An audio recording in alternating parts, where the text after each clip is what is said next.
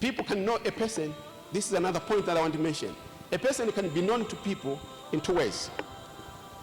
Either from a negative, right, a perspective, or known a religious, known, a believer's concept, or one can be known from a positive perspective.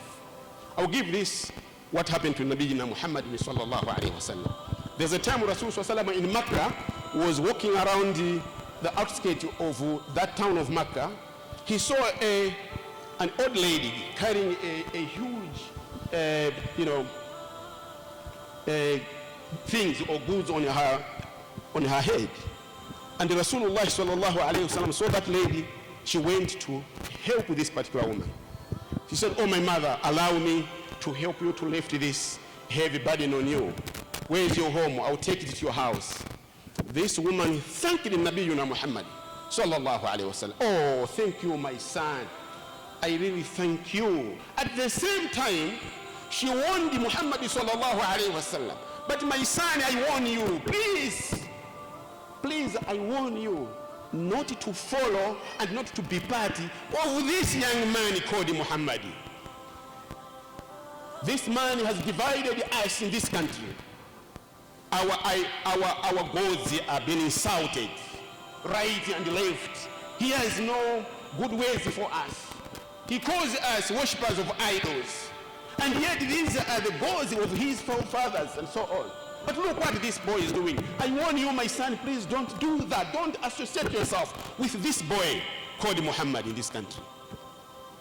Muhammad smiled and then it said, "Thank you, ma'am, that Muhammad is myself."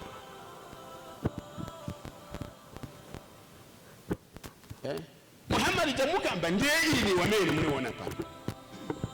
Allahu Akbar. This woman cried. Basing on unfounded propaganda, tarnishing the image of a good and pious and innocent character that ever existed. Immediately this woman embraced Islam, testified that Muhammad was the messenger of Allah. So this is how the truth and falsehood would at times emerge. Right? What she was basing was simply falsehood based on those propagandists who went around to tarnish the image of Muhammad. Is Majnun, is this, is that, and so forth and so on. But for those that sat with him, they had a different, opinion. There are so many examples that we can cite. Even at the time when the Quraysh of Makkah gathered and they had to send one man, if I'm not mistaken, is Utbah, whom they said, "You go and speak to Muhammad, please." Probably why he's doing what he's doing is because probably he's mentally ill, is possessed by jinn. Go and assure him that we are going to use our resources to cure him, to find him someone who can cure him. But if why he's doing whatever he's doing is simply because he wants to become the most prominent person in this land, go and assure him that we are going to make him a king of all kings of this territory. But if what is making to do that is poverty, afuna podiera, and that's why he's sticking to what he's telling us, right? We are going to mobilize our resources and make him the richest of all of us. So when Utbah presented this story to Muhammad sallallahu alayhi wa sallam, Prophet Muhammad sallallahu alayhi wa sallam simply cited for him a beautiful ayah. Just by that, Utbah returned back home, and as they were waiting, those people of Makkah, prominent people of Makkah, to come back to see this man coming with good news, they simply said, "Oh no, Utbah must have been bewitched by that man, because this is not the stance he held when he was going to approach Muhammad sallallahu alaihi wasallam." So brothers and sisters, let us base our presentation, anything with on facts. The Quran tells us, Ya ayyuha alladhina amanu, idh ja'akum fasiqun bin naba'in fatabayyanu. It's a command from Allah. All you who believe, if any stranger brings a news to you, any information that comes to you, verify it. You must verify the facts. Rest you harm people without knowledge, and you begin to regret later on. This is what the Quran tells us. Now, how do we verify the facts? How do we verify? What is the verification tool in order for us to know the truth? It is the Islam who teaches us very clear. Those principles of Islam as embodied in the Quran and the Sunnah. Follow that. Follow that.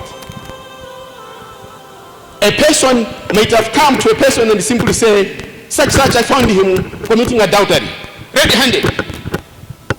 Someone may come and do that. And he goes and spread the news that I saw such brother committing adultery. Wallahi, he can even swear. Wallahi, I tell you that this wallahi, this man is swearing is not accepted by Allah.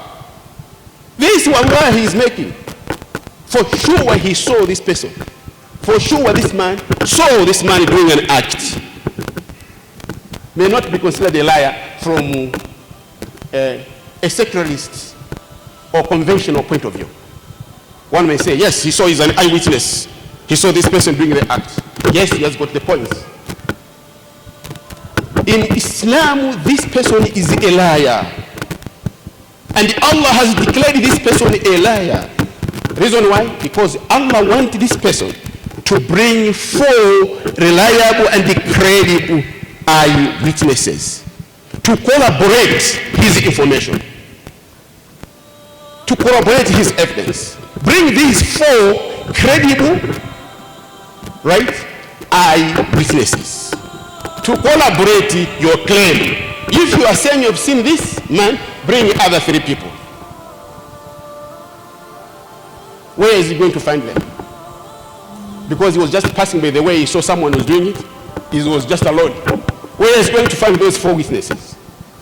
So if a person brings this kind of particular information to us, we should know that this is a false story. This is a false story from Sharia perspective, from Islamic perspective. This is what our religion teaches us. This is the teaching of Islam. Unless otherwise we have changed our attitude now, we don't care about whether we follow Islamic or not Islamic.